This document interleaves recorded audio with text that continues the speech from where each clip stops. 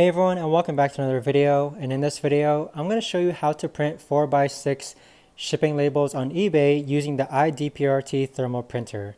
Now this video is going to be particularly useful for individuals who are interested in using the IDPRT thermal printer and you want to go ahead and basically ship 4x6 labels or print them from eBay. So the first thing that you want to do is that here on the purchase shipping label page, you want to make sure that the print format, which is this option here, is changed to 4x6 PDF. So click on change and select 4x6.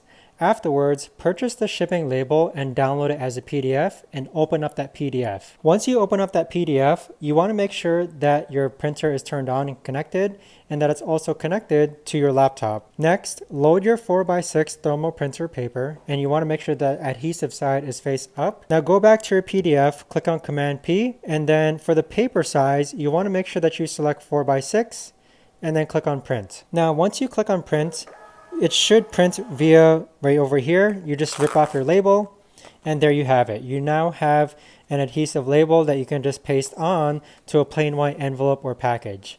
But that right there, guys, is the best and easiest way that